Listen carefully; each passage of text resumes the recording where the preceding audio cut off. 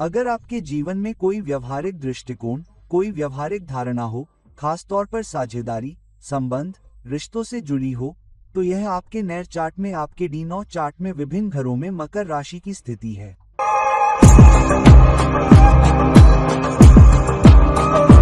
नमस्कार और है मेरे सभी दोस्तों को आपके मित्र ज्योतिषी और मार्गदर्शक की ओर से एक बार फिर आपके अपने चैनल एस्ट्रो से हम नक्षत्र में विभिन्न घरों में विभिन्न राशियों की श्रृंखला कर रहे हैं। यह इसलिए महत्वपूर्ण है क्योंकि नक्षत्र में एक विशिष्ट घर में राशि आपको उस घर की ऊर्जा का सबसे अच्छा प्रसार देगी, राशि की ऊर्जा को आगे ले जाएगी और राशि की विशेषता, व्यक्तित्व से प्रभावित होगी और फिर उसके माध्यम से विशेष रूप से हमारी साझेदारी, हमारे बंधन, हमारे रिश्ते, साथ ही साथ विवाहित जीवन में जो परिणाम आ सकते हैं। इसलिए यह महत्वपूर्ण है क्योंकि हमें सबसे अच्छे प्रसार को समझने की आवश्यकता है जहां चीजें अधिक संभावित हैं, क्योंकि नवमांश चार्ट संभावनाओं के बजाय संभावनाओं का चार्ट है। तो यह महत्वपूर्ण है कि हम गहराई से समझें कि विभिन्न भावों में मकर राशि का क्या अर्थ है। अब जब मकर राशि आपके नामसा चार्ट के D9 चार्ट के पहले भाव में जाती है तो इसका क्या अर्थ है। तो सबसे पहले D9 चार्ट संबंधों, कनेक्शन, बंधन, आपकी साझेदारी, आपकी टीम वर्क और संतुलन के बारे में है। तो जब मकर राशि नामसा चार्ट के D9 चार्ट के पहले भाव में जाती है तो इस व्यक्ति का पहला दृष्टिकोण जीवन के विभिन्न क्षेत्रों में व्यवहारिकता है, क्योंकि यह आपके D1 चार्ट का प्रतिनिधित्व करने वाले आपके लग्न चार्ट का सबसे अच्छा प्रसार है। तो यह राशि चक्र द्वारा व्यक्ति को दी गई एक निशानी या ताकत है। स्त्री द्वारा यह व्यक्ति यदि साझेदारी के माध्यम से, टीम वर्क के माध्यम से अपने रिश्तों में सबसे अधिक सफलता प्राप्त करना चाहता है तो उसे जीवन के प्रति एक व्यवहारिक दृष्टिकोण रखना होगा। व्यवहारिकता के बिना, नियमों से बंधे बिना, मकर राशि की ऊर्जाओं के बिना वे सफलता, पद, समाज में सम्मान और मकर राशि द्वारा लाई जाने वाली स्थिरता प्राप्त नहीं कर पाएंगे। हालांकि यह भी एक जिम्मेदारी है कि व्यक्ति को उन सीमाओं का भी पालन करना होगा जो रिश्ते के लिए आवश्यक हैं। साझेदारी, बंधन, संबंध विशेष रूप से प्रतिबद्धता, निष्ठा, रिश्ते के संरक्षण और रिश्ते के लिए एक पारंपरिक, नियमबद्ध, सीमाबद्ध दृष्टिकोण की आवश्यकता होती है। शायद थोड़ा पुराना स्कूल। हालांकि सीमाएं महत्वपूर्ण हैं, परंपराएं महत्वपूर्ण हैं, नियम और कानून महत्वपूर्ण हैं। हालांकि कभी कभी मकर राशि के लग्न या दानव कुंडली के पहले घर में जाने पर क्या होता है, कभी कभी व्यक्ति या तो यह मान लेता है कि वह बहुत व्यवहारिक है, मैं बहुत व्यवहारिक हूँ, मेरे सभी निर्णय बहुत व्यवहारिक होते हैं, इसलिए वे मानते हैं कि वे बहुत तार्किक हैं, वे बहुत व्यवहारिक हैं, और इसलिए कभी कभी वे इस धारणा में रह सकते हैं कि मैं बहुत व्यवहारिक हूँ। इसलिए यदि आप किसी ऐसे व्यक्ति से विवाहित हैं जिसके D9 चार्ट में लग्न में मकर राशि है तो आप देखेंगे कि व्यक्ति यह मानता है कि मैं बहुत तार्किक हूँ, मैं बहुत व्यवहारिक हूँ, मैं कभी भी भावनात्मक प्राणी नहीं हूँ और इसी तरह। हालांकि आप पाएंगे कि कई बार यह धारणा गलत हो सकती है। कई बार ऐसा होता है कि वो उतने व्यवहारिक नहीं होते जितने दिखते हैं। दूसरा, कई बार ऐसा होता है कि अगर आप रिश्तों में बहुत ज्यादा व्यवहारिक हो जाते हैं तो वो काम नहीं कर पाते, क्योंकि रिश्ते भावनाओं से ज्यादा जुड़े होते हैं, खासकर जीवन साथी से। इसलिए आपको ये भी ध्यान रखना होगा कि जहां तक रिश्तों की बात है तो भावनाएं रिश्ते या स्थिति पर हावी हो सकती हैं। इसलिए आपको रिश्तों के साथ कैसे पेश आना है, इसमें आपको ज्यादा संतुलन रखना होगा।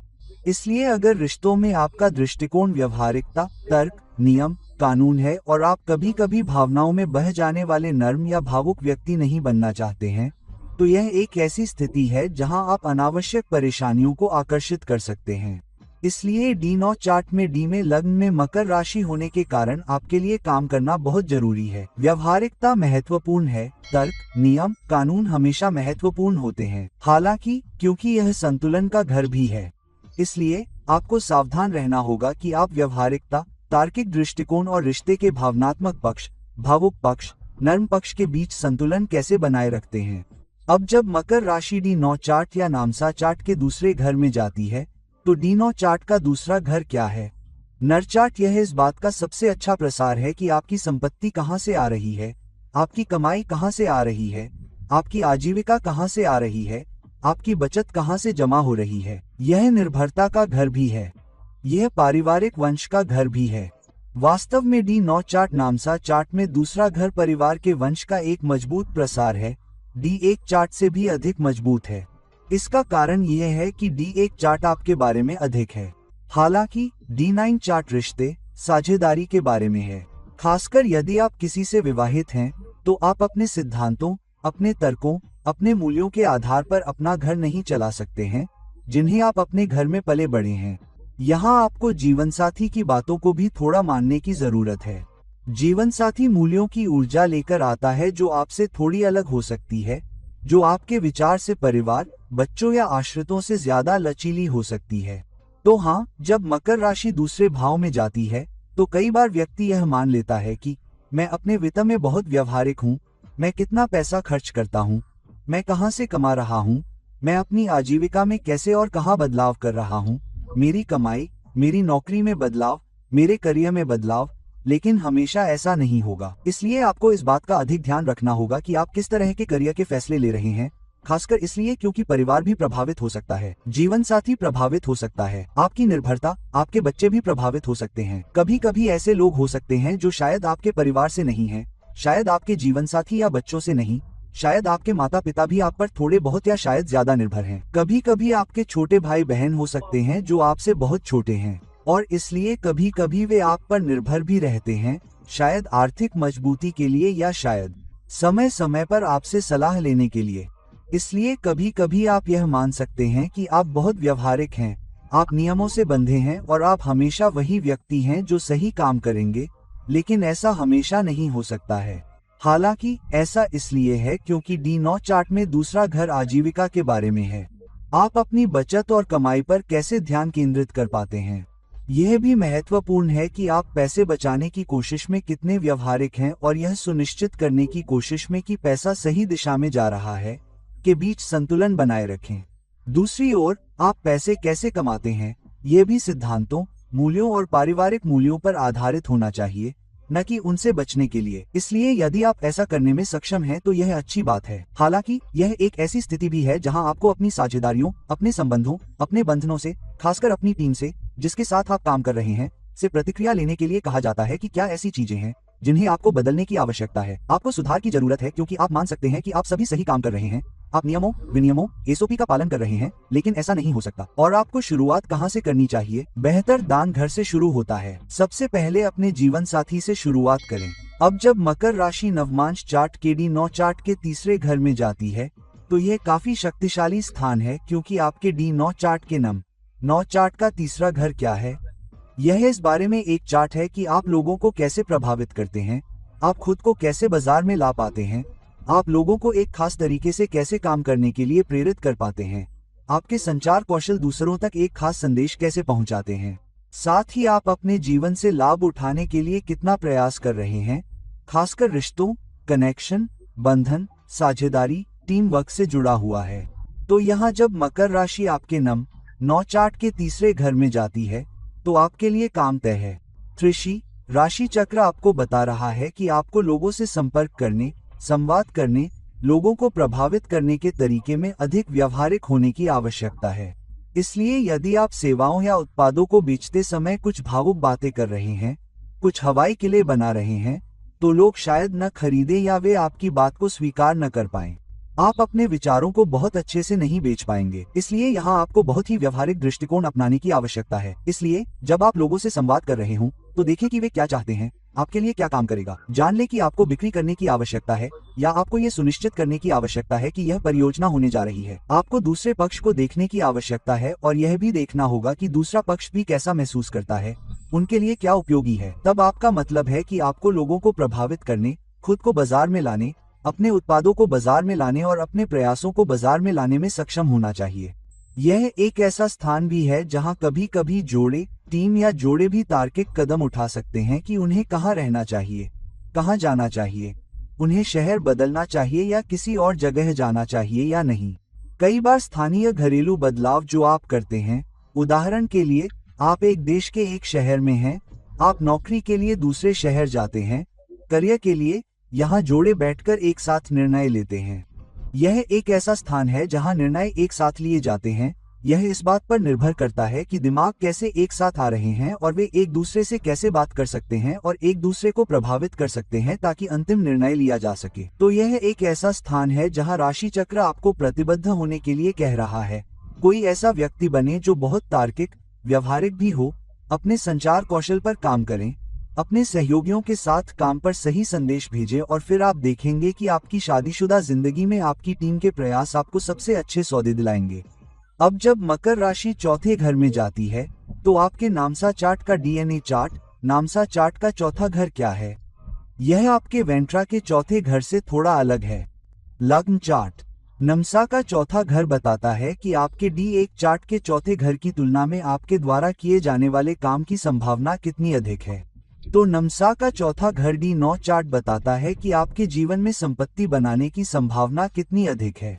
आप घर खरीद सकते हैं, जमीन खरीद सकते हैं, गहने खरीद सकते हैं, कोई भी भौतिक संपत्ति जो आपके पास हो सकती है, कोई भी सुविधा और सहूलियत जो आप अपने दिन प्रतिदिन के जीवन में पा सकते हैं, यह सब चौथे घर के बारे में है। तो अगर चौथा घर मजबूत है तो जाहिर है कि आपको बेहतर परिणाम मिलेंगे। और अगर मकर राशि आपके D9 चार्ट के चौथे घर में जाती है तो ये राशि चक्र आपको बता रहा है कि यदि आप संपत्ति बनाना चाहते हैं, यदि आप वास्तव में बहुत अच्छा करना चाहते हैं, तो आप कितनी संपत्ति अर्जित करते हैं। भौतिक संपत्ति जो आप प्राप्त करते हैं, चाहे वह घर, जमीन, गहने, दैनिक सुविधाएं हों, आपको चौथे घर के परिणामों के लिए बहुत ही व्यवहारिक दृष्टिकोण रखना होगा। तो आप जमीन में निवेश कैसे करते हैं, मकान में निवेश कैसे करते हैं, लोन लेते हैं या नहीं, अपने जीवन साथी के साथ कैसे बैठते हैं, क्योंकि चौथा भाव घरेलू जीवन का होता है और जाहिर सी बात है कि जीवन साथी की इसमें बड़ी भूमिका होती है। तो आप व्यवहारिक रूप से ऐसे फैसले कैसे ले पाते हैं जिससे न सिर्फ आप संपत्ति बनाने के लिए काम कर रहे हो बल्कि घर में शांति भी बनी रहे, क्योंकि वैसे भी नमसा संतुलन के बारे में भी है और आप अपनी जीवन साथी की या टीम के अन्य सदस्यों की जरूरतों के बीच संतुलन कैसे बनाते हैं।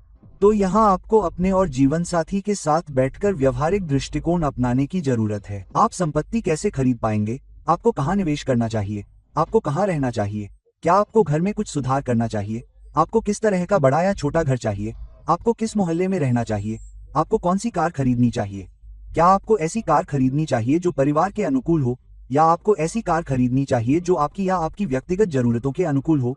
तो यह निर्णय लेने के लिए एक व्यवहारिक और शांतिपूर्ण दृष्टिकोण के बारे में है, न कि जबरदस्ती अपने तरीके से निर्णय लेने के लिए।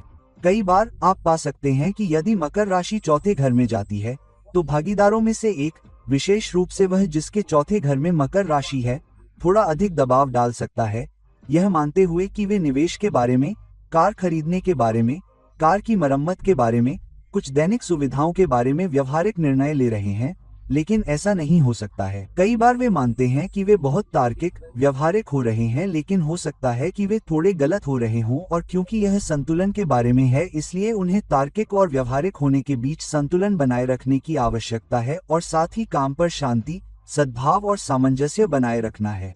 यदि आप संतुलन बनाए रखने में सक्षम हैं और मकर राशि D9 चार्ट में नामसा चार्ट में चौथे घर में जाती है तो राशि चक्र आपको दोनों घरों की संपत्ति, आभूषण, दैनिक सुविधाओं के साथ साथ घर में शांति, सद्भाव और सामंजस्य बनाए रखने में मदद करता है। अब जब D9 चार्ट में मकर राशि पांचवें घर में जाती है, अब D9 चार्ट में पांचवा घर क्या है? D9 चार्ट में पांचवा घर पूर्व पुण्य का घर भी कहा जाता है। आपके द्वारा आगे बढ़ाए जा रहे अच्छे कर्म या सद्भावना क्या है? तो यह आपके अच्छे कर्मों से आने वाले उच्च लाभ का घर भी है। यदि मकर राशि D9 चार्ट में पांचवें घर में जाती है तो यह दर्शाता है कि खुशी, कल्याण, परिवर्तन, रचनात्मकता और आपकी शिक्षा के प्रति आपका दृष्टिकोण, जहां आप निवेश कर रहे हैं, लाभ, बच्चों, निवेश आदि के लिए एक व्यवहारिक दृष्टिकोण पर आधारित होना चाहिए, विशेष रूप से करियर में बदलाव से संबंधित, क्योंकि पांचवा घर, आठवां घर से 10वां घर। कई बार आप मान सकते हैं कि मेरे द्वारा लिए जा रहे इस व्यवहारिक निर्णय के कारण लाभ होगा। हालांकि निर्णय उतना व्यवहारिक नहीं हो सकता जितना आप सोचते हैं। इसलिए राशि चक्र आपको एक ऐसा काम दे रहा है जो आपके लिए बना हुआ है। भावनात्मक निर्णयों के बजाय तार्किक, व्यवहारिक निर्णय लें। महत्वाकांक्षा पर आधारित निर्णय लें। हालांकि पारंपरिक निर्णय ही लें। बहुत ज्यादा अलग होने की कोशिश न करें। उदाहरण के लिए, अगर आपके D9 चार्ट में पांचवें घर में सिंह राशि है तो आप फिर भी थोड़े अपरंपरागत हो सकते हैं। आप थोड़े और भी हो सकते हैं। हो सकता है कि कोई ऐसा व्यक्ति हो जो सीमा से आगे बढ़ रहा हो, लेकिन मकर राशि कहती है कि आपको सीमाओं का सम्मान करने की आवश्यकता है। आपको अपनी महत्वाकांक्षा को बरकरार रखते हुए सीमाओं का पालन करने की आवश्यकता है, इसलिए आपको व्यवहारिक होना होगा। आपको तार्किक भी होना होगा, लेकिन साथ ही डी9 चार्ट आपके बंधनों, आपकी साझेदारी, आपके टीम वर्क संतुलन के बारे में है। इसलिए आपको व्यवहारिक और तार्किक मानने वाली बातों और एक टीम के रूप में, एक जोड़े के रूप में वास्तव में व्यवहारिक और तार्किक बातों के बीच संतुलन बनाना होगा। इसलिए यदि आपके संबंधों में, आपके कनेक्शन में आप कुछ निर्णयों को तार्किक मानकर आगे बढ़ा रहे हैं, तो आप गलत हो सकते हैं। खासकर करियर में बदलाव के मामले में आप अपने जीवनसाथी से कह सकते हैं, यह मेरे लिए करियर में अच्छा बदलाव है, यह मेरे लिए करियर में अच्छा कदम है। आप गलत हो सकते हैं, यह मेरे लिए एक अच्छा निवेश है, यह एक अच्छा निवेश है जो मैं कर रहा हूँ।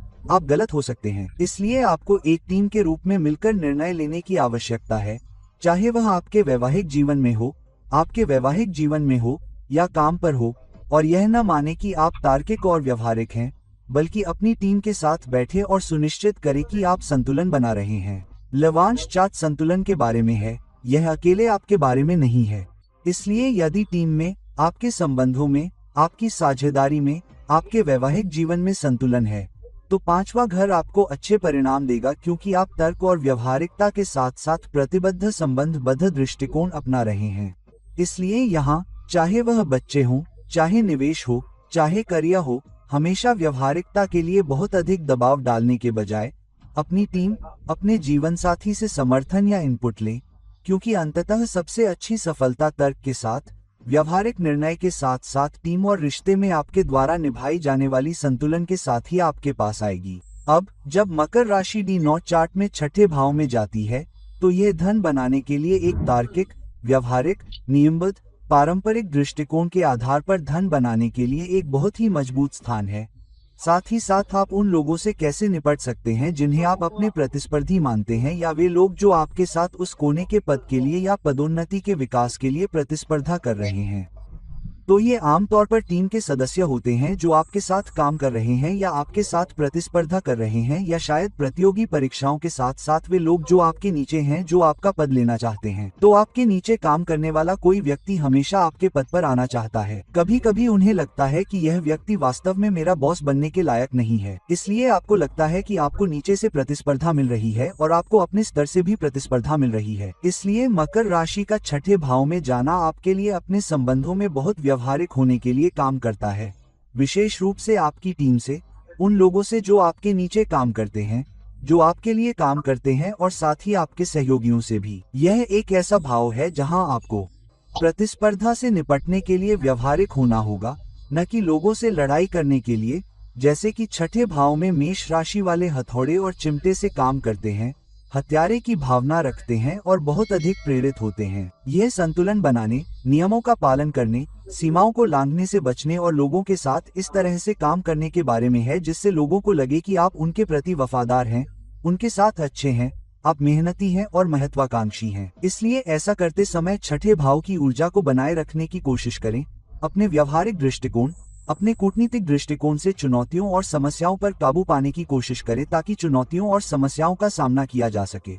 यह एक ऐसा भाव भी है जहां लोग प्रतियोगी परीक्षाओं या प्रतियोगिता के लिए बहुत ही व्यवहारिक दृष्टिकोण अपना सकते हैं।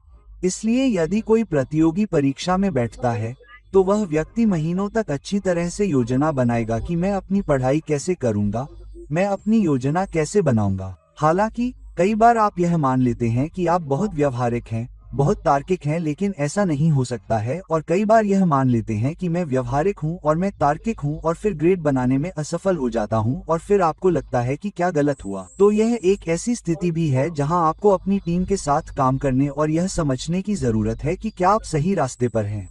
कई बार आपको अपने टीम के सदस्य, अपने सहकर्मी या अपने साथी के साथ भी ऐसा करने की जरूरत हो सकती है, क्योंकि सातवां घर प्रतिस्पर्धा के बारे में है, लेकिन यह नामसा के बारे में भी है।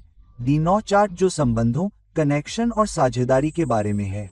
यदि आपके पास छठे घर में डी9 चार्ट में मकर राशि है, तो आपके लिए काम कट गया है। आप टीम के सदस्यों के साथ कैसे निपट पाएंगे, आप प्रतिस्पर्धा से कैसे निपट पाएंगे, लेकिन संतुलन के साथ। और फिर देखें कि जब मकर राशि आपके नाम चार्ट में डी9 चार्ट में छठे घर में जाती है तो आपको कैसे लाभ होता है। अब जब मकर राशि आपके डी9 चार्ट में नमसा चार्ट में सातवें घर में जाती है, तो यह एक मजबूत प्लेसमेंट है कि राशि चक्र आपको बता रहा है कि आपको अपनी साझेदारी में, अपने संबंधों में, अपने कनेक्शन में, अपने बंधन में, अपनी टीम वर्क में अच्छा करना चाहिए। यदि आपके पास साझेदारी के लिए बहुत ही व्यवहारिक दृष्टिकोण है, तो आप लोगों के साथ कैसे काम करते हैं। और सातवां घर संतुलन के बारे में सबसे बड़ा या सबसे महत्वपूर्ण घर भी है।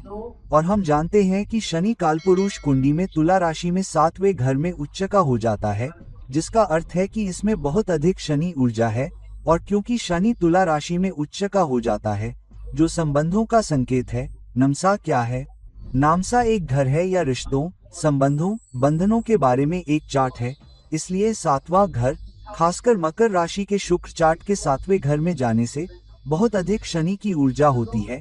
इसलिए यह एक ऐसा स्थान है जहां राशि चक्र आपको बता रहा है कि यदि आप वास्तव में रिश्ते के लिए प्रतिबद्ध हैं, यदि आप वास्तव में वफादार हैं, यदि आप रिश्ते पर कड़ी मेहनत करते हैं और आप अनुशासित हैं, तो आप रिश्ते को कैसे अपनाते हैं, इसमें तार्किक हैं, तो यह बहुत अच्छा है। हालांकि कई बार आप मान लेते हैं कि मकर राशि आपके D9 चार्ट में 7वें घर में जा रही है। रामसा चार्ट में मैं बहुत तार्किक हूँ, मैं अपने रिश्तों में बहुत व्यवहारिक हूँ। लेकिन आप जीवन साथी की प्रतिक्रिया लेते हैं तो आप समझेंगे कि आप कहाँ हैं। लेकिन कई बार हम ऐसा नहीं करना चाहते, हमें लगता है कि मैं सही हूँ। और कई बार आप अपने विचारों में बहुत पारंपरिक होते हैं कि यही करना सही है। इस तरह से किसी को काम करना चाहिए और इस तरह से किसी को चीजों को देखना चाहिए। इसलिए आप मान लेते हैं कि आप व्यवहारिक हो रहे हैं। कई बार आप नहीं हो सकते। तो यह एक ऐसा स्थान है जहाँ जोड़े या पूरी टीम को व्यवहारिक होना चाहिए, न कि एक व्यक्ति को अपना एजेंडा आगे बढ़ाने की कोशिश करनी चाहिए। अगर आप ऐसा करने में सक्षम हैं तो समय के साथ आपको सबसे अच्छे लाभ मिलेंगे। यह ध्यान रखें कि यह कोई छोटी छलांग नहीं है और आपको सब कुछ मिल जाता है। यह एक दीर्घकालिक है। रिश्ते पर कड़ी मेहनत करना, अपनी प्रतिबद्धता पर कड़ी मेहनत करना, टीम में अनुशासन पर कड़ी मेहनत करना और फिर बहुत अच्छे परिणाम प्राप्त करना। अब मकर राशि में आपके D9 चार्ट के 8वें घर में जाता है, जो कि नामसा चार्ट है। यह एक मजबूत स्थान है जहां 8वें घर में चुनौतियां, समस्याएं, मुद्दे, बाधाएं आप पर कम होंगी। जब आप समस्याओं के प्रति बहुत व्यवहारिक दृष्टिकोण रखते हैं तो स्पष्ट रूप से हम सभी के जीवन में बाधाएं आएंगी। लेकिन दृष्टिकोण क्या है? समस्याओं, चुनौतियों, मुद्दों के प्रति क्या रवैया है जो हमारे सामने आते हैं? खासकर संबंधों, कनेक्शन, साझेदारी, टीम वर्क, हमारे बंधनों से जुड़े। अगर हम अपने रिश्तों, अपने संबंधों और अपने बंधनों के प्रति बहुत ही व्यवहारिक और तार्किक दृष्टिकोण रखते हैं, तो चुनौतियां दूर रहेंगी, बाधाएं दूर रहेंगी, समस्याएं दूर रहेंगी। हालांकि यह एक ऐसी स्थिति भी है जहां आपको समस्याओं को दूर रखने के लिए टीम के साथ, पार्टनर के साथ बहुत ही पारंपरिक, तार्किक और व्यवहारिक तरीके से काम करने की आवश्यकता है। अक्सर कहा जाता है कि बेहतर तैयारी से आधा काम हो जाता है। तो यह वह स्थिति है जो राशि चक्र आपको बता रहा है कि यदि आप तैयार नहीं हैं, यदि आप अपने दृष्टिकोण में अनुशासित नहीं हैं, तो समस्याएं आपके पास वापस आती रहती हैं। इसलिए यदि आपके दिन चार्ट में 8वें घर में मकर राशि है, तो कई बार आप पाएंगे कि यदि आप किसी चीज के लिए तैयार नहीं हैं, यदि आपने निवेश की योजना नहीं बनाई है, यदि आपने छुट्टी की योजना नहीं बनाई है, यदि आपने अपनी शिक्षा की योजना नहीं बनाई है, यदि आपने किसी प्रतियोगी परीक्षा की योजना नहीं बनाई है, यदि आपने अपने करों की योजना नहीं बनाई है, यदि आपने अपने बिलों का भुगतान करने की योजना नहीं बनाई है, तो बिना किसी चेतावनी के अचानक कुछ बाधाएं, कुछ मुद्दे आपके सामने आएंगे जहां आपने सोचा था कि ऐसा नहीं होगा। और अगर आप अपने खर्चों की योजना नहीं बना रहे हैं तो खर्चे भी आपके पास वापस आते हैं। यह एक ऐसी स्थिति है जहां आपको अपने खर्चों को प्रतिशत में देखने की जरूरत है। ठीक है, मेरी मासिक आय का 5% से ज्यादा मनोरंजन पर खर्च नहीं होगा और इसे वहीं सीमित रखें। हर महीने कम से कम 10% मैं बचाऊंगा, चाहे कुछ भी हो जाए। जब आप ऐसा करते हैं तभी आप चुनौतियों और समस्याओं को अपने पास रख पाते हैं। यह भी एक ऐसी स्थिति है कि अगर आप यह मान लेते हैं कि मैं बहुत ज्यादा व्यवहारिक और तार्किक हूं, तो आप गलत रास्ते पर चल पड़ेंगे और इस स्थिति में सबसे ज्यादा नुकसान आपके रिश्तों, आपके संबंधों और आपके बंधनों को होता है। तो अगर आपके 8वें भाव में मकर राशि है या आपके पार्टनर के 8वें भाव में मकर राशि है, तो आप जानते होंगे कि कभी कभी अचानक, कभी कभी बहुत छोटी छोटी बातों पर भी रिश्ते में चुनौतियां आती हैं और आपको नहीं पता होता कि आप किस दौर से गुजर रहे हैं। कभी कभी आपको लगता है कि इस व्यक्ति को क्या हो गया है, व्यक्ति एक निश्चित तरीके से क्यों कार्य करता है।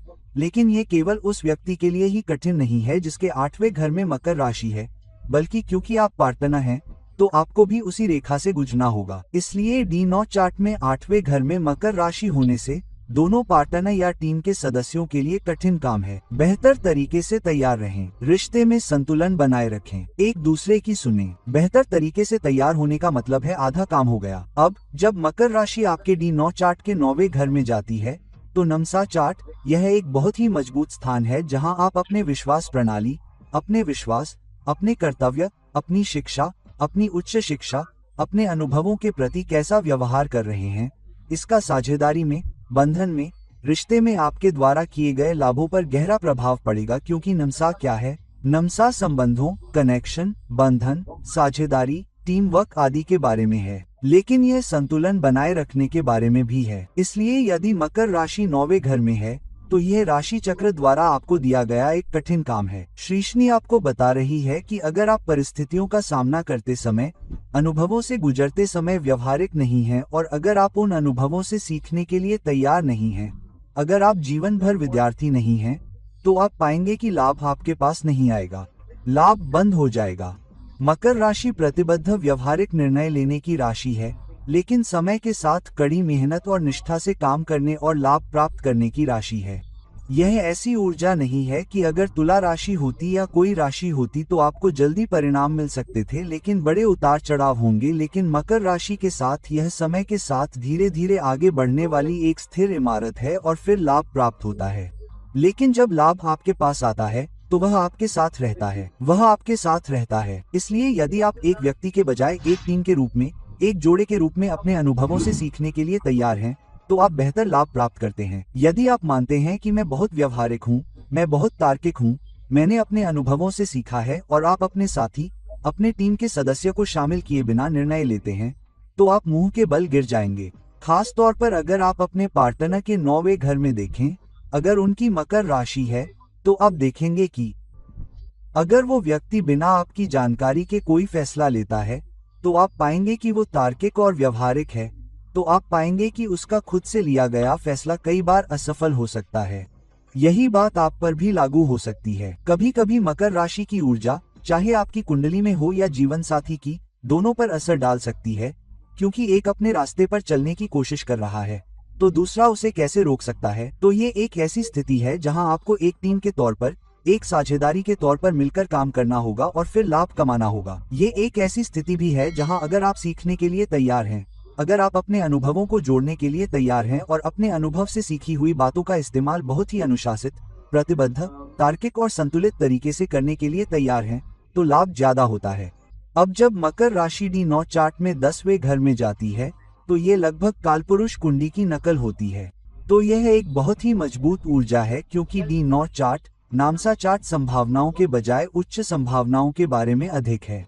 तो जब आपके D9 चार्ट में 10वें घर में मकर राशि और राशि ऊर्जा होती है तो आपके लिए काम काफी होता है। राशि चक्र आपको बता रहा है कि आपके करियर में, आपके काम में, वरिष्ठों के प्रति आपके दृष्टिकोण में, कार्यस्थल पर वरिष्ठ जिनके अधीन आप काम करते हैं या उनके वरिष्ठ, तो कोई भी जो पद या अधिकार या शक्ति के मामले में आपसे श्रेष्ठ है, उनके प्रति आपका दृष्टिकोण बहुत ही व्यवहारिक होना चाहिए। आपका दृष्टिकोण उन्हें ये दिखाने के लिए होना चाहिए कि आप प्रतिबद्ध हैं, आप वफादार हैं, महत्वाकांक्षा दिखाएं, लेकिन उनसे अधिक महत्वाकांक्षी नहीं। उन्हें असुरक्षित या असुरक्षित महसूस न कराएं, क्योंकि अगर आप उन्हें असुरक्षित महसूस करा रहे हैं तो आप व्यवहारिक हो रहे हैं, क्योंकि तब वे आपकी प्रगति को रोक देंगे, आपकी वृद्धि को रोक देंगे। तो यह एक बहुत ही व्यवहारिक दृष्टिकोण है, तार्किक दृष्टिकोण, बहुत प्रतिबद्ध, लेकिन साथ ही कार्यस्थल पर वरिष्ठों के प्रति थोड़ा अधिक चतुराईपूर्ण और कूटनीतिक दृष्टिकोण कि आप अपने संगठन में उन लोगों को कैसे प्रबंधित करने में सक्षम हैं जो आपके बॉस और शायद वरिष्ठों से भी शुरू करते हैं।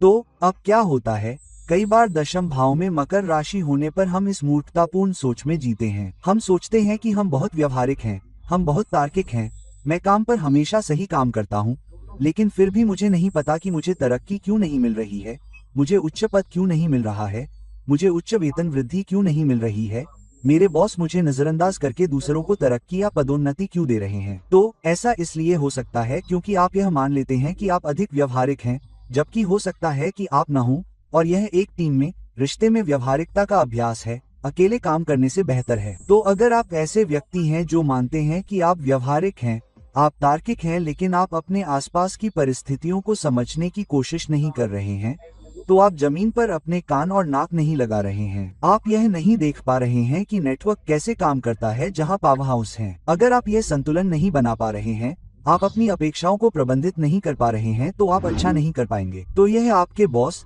आपकी टीम और आपके पार्टनर के साथ काम करने के बारे में है।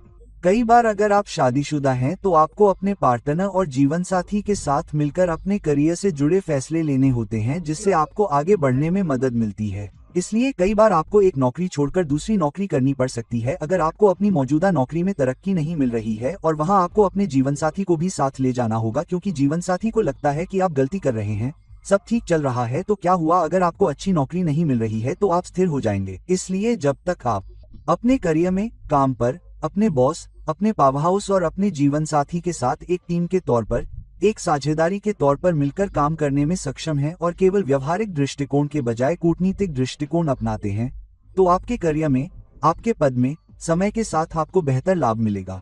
अब जब मकर राशि आपके D9 चार्ट के 11वें घर में जाती है, नामसा चार्ट, यह एक ऐसा स्थान है जहां आप अपने सामाजिक संबंधों, अपने नेटवर्क, शायद दोस्तों से, शायद परिचितों से, का उपयोग कैसे कर पाते हैं और इसका उपयोग अपने लिए और अधिक लाभ प्राप्त करने में कर पाते हैं, लेकिन किसी ऐसे काम के लिए जो आपसे बड़ा हो। आपके D9 चार्ट में 11वां घर न केवल आपके बारे में है, बल्कि यह इस बारे में भी है कि आप सामाजिक कारणों, अपने दोस्तों, अपने बड़े नेटवर्क और अपने विस्तारित परिवार के लिए सामाजिक संबंधों के लिए कैसे योगदान दे रहे हैं। तो यह वह स्थान है जहां राशि चक्र आपको बता रहा है कि आपको अपने दोस्तों से कैसे व्यवहार करना है, अपने संबंधों से कैसे व्यवहार करना है, अपने संबंधों से कैसे व्यवहार करना है। यदि आप व्यवहारिक नहीं हैं, उदाहरण के लिए कोई आपसे बहुत सारे पैसे मांगता है, तो आप कहते हैं, यह मेरा बहुत अच्छा दोस्त है, मेरे बचपन का दोस्त है, मुझे उस पर पूरा भरोसा है, और आप अपने जीवन साथी को शामिल किए बिना उस व्यक्ति को बहुत सारे पैसे उधार देते हैं, या तब भी जब जीवन साथी आपसे कहता है, ऐसा मत करो, और फिर आप पैसे खो देते हैं। कई बार आपको पैसे वापस नहीं मिलते, कई बार आपको बहुत कम रकम मिलती है जो समय के साथ बढ़ती ही जाती है। यह ऐसा है जैसे कि कुछ भी नहीं मिल रहा हो। तो यह वह स्थिति है जहां आप यह मान सकते हैं कि आप अपने दोस्तों, अपने विस्तारित समाज और परिवार के साथ अपने सामाजिक संबंधों में बहुत व्यवहारिक हैं, लेकिन आप पूरी तरह से असफल हो जाते हैं क्योंकि आप यह मान लेते हैं कि आप व्यवहारिक और तार्किक हैं, जबकि ऐसा हो नहीं सकता। कई बार आप अपने विचारों, अपनी परंपराओं, समाज, अपने दोस्तों और अपने विस्तारित परिवार के प्रति अपने दृष्टिकोण के कारण गुमराह हो सकते हैं। तो यह वह स्थिति है जहां आपको एक टीम के रूप में काम करने की आवश्यकता है। नमसा एक टीम में साझेदारी और टीम वर्क के बारे में है। तो आप अपनी व्यवहारिकता और अपने द्वारा दिए जा रहे योगदान के बीच संतुलन कैसे बनाए रखते हैं? आप अपने दोस्तों और परिवार के लिए एक बड़े सामाजिक कारण के लिए कितना योगदान दे रहे हैं? यदि आप ये संतुलन बनाने में सक्षम हैं, लेकिन यदि आप समाज को वापस देने के लिए प्रतिबद्ध हैं, तो अपनी कीमत पर नहीं, बल्कि टीम को साथ लेकर चलते हुए, तो आपकी इच्छाएं और आकांक्षाएं पूरी होंगी। 11वां भाव इच्छाओं और आकांक्षाओं का भी भाव है। यह एक भाव है जिसका अर्थ है समय के साथ निर्मित, आपके कनेक्शन पर काम करना, आपके संबंध में काम करना, उस बंधन के अंतर विभागीय पर काम करना, और फिर अपने मामले को आगे बढ़ाने में सक्षम होना और अपनी आवश्यकताओं और दूसरों की आवश्यकताओं के बीच संतुलन बनाए रखने की कोशिश करना, और फिर आपकी अधिकांश इच्छाएं और आकांक्षाएं सामने आती हैं यदि आप काम कर रहे हैं या यदि आप टीम वर्क के साथ आगे बढ़ रहे हैं। तो आपको कैसे वापस देना चाहिए? आपको अपने और दूसरों के लिए कैसे लाभ कमाना चाहिए? अब जब मकर राशि 12वें भाव में जाती है, नामसा चार्ट का D9 चार्ट, यह वह स्थान है जहां कभी कभी हम सोचते हैं कि हम अपने खर्चों के बारे में बहुत व्यवहारिक हैं। 12वां भाव क्या है? 12वां भाव अपव्यय, व्यय, हानि, समस्याओं, बीमारियों और एकांत के बारे में है। कई बार आप खुद ही फैसले लेते हैं और सोचते हैं कि मैं बहुत व्यवहारिक हूँ, मैं बहुत तार्किक हूँ, लेकिन खर्चों, बर्बादियों और बिना सोचे समझे किए गए खर्चों के मामले में आप बुरी तरह असफल हो जाते हैं। तो यह आपको दी गई राशि है। आपके D9 चार्ट के 12वें घर में मकर राशि है। राशि चक्र आपको बता रहा है कि आपको अपने खर्चों को लेकर बहुत व्यवहारिक होना होगा कि आपका पैसा कहाँ जा रहा है। हर पैसे, हर रुपये, हर डॉलर का हिसाब रखें कि वह कहाँ जा रहा है और उसका मजा न लेने की कोशिश न करें। कई बार जब मकर राशि 12वें घर में जाती है तो हम मजा लेने की कोशिश करते हैं, लेकिन फिर भी हम यह मान लेते हैं कि मैं जीवन की अच्छी गुणवत्ता लाने की कोशिश करता हूं, लेकिन मैं बहुत व्यवहारिक हूं, मैं इससे ज्यादा खर्च नहीं करता। हालांकि कई बार आप अभी भी तनख्वाह से तनख्वाह तक जी रहे होते हैं। तो आपको 12वें घर में मकर राशि के साथ और अधिक सावधान रहने की जरूरत है। राशि चक्र आपको बता रहा है कि आप कभी नहीं जानते कि समस्या कब आ जाए। आप कभी नहीं जानते कि कब आपके रास्ते में कोई बड़ा खर्च आ जाए। इसलिए यह एक ऐसी स्थिति है जहां आपको हर पैसे को बचाने की कोशिश करने पर बहुत दृढ़ता से काम करने की आवश्यकता है। अतिरिक्त तार्किक, अतिरिक्त व्यवहारिक, अतिरिक्त सावधान रहें कि आपका पैसा कहाँ जा रहा है। दूसरा, अपने स्वास्थ्य के बारे में बहुत व्यवहारिक रहें। अपने स्वास्थ्य का ख्याल रखें, अन्यथा 12वें भाव में मकर राशि वाले कई लोग यह मान लेते हैं कि मैं ठीक हूँ, मैं बढ़िया हूँ, लेकिन जब वे स्वास्थ्य जांच के लिए जाते हैं तो उन्हें एहसास होता है कि उनकी क्या स्थिति है, खासकर बीएमआई। कई बार 12वें भाव में मकर राशि वाले यह नहीं मान सकते कि मैं दुबला हूँ, मैं ठीक हूँ, मैं अच्छा हूँ, लेकिन वे इस मूर्खता के स्वर्ग में नहीं रह सकते कि सब कुछ खाली है। तो यदि आपके 12वें भाव में मकर राशि है तो आप अपने खर्चों के बारे में कैसे निर्णय लेते हैं। आप दान, दूसरों की मदद, अपने स्वास्थ्य, और अगर आप अकेले काम कर रहे हैं और दूसरों के साथ काम नहीं कर पा रहे हैं, साथ ही विदेश में विदेशी ग्राहकों के साथ सफलता पाने के लिए आपके अनुसार निर्णय कैसे लेते हैं, तो इन सभी क्षेत्रों में काम करना आपके लिए आसान है। इन सभी के लिए आपको बहुत ही प्रतिबद्ध और अनुशासित दृष्टिकोण रखना होगा, तभी आप समय के साथ जुड़ पाएंगे। तो दोस्तों, अब जब हमने इस बारे में बात की और चर्चा की कि मकर राशि लग्न चार्ट में 12 घरों में कैसे जा रही है, तो आपके लिए विभिन्न प्रकार की संभावनाएं क्या होंगी, वे आपके लिए किस तरह के परिणाम ला सकते हैं, वे आपके लिए किस तरह के लाभ ला सकते हैं, वे आपके लिए किस तरह की बाधाएं ला सकते हैं, यह देखें कि मकर राशि आपके D9 चार्ट में किस घर में स्थित है और यह D1 चार्ट लग्न चार्ट में कहाँ स्थित है।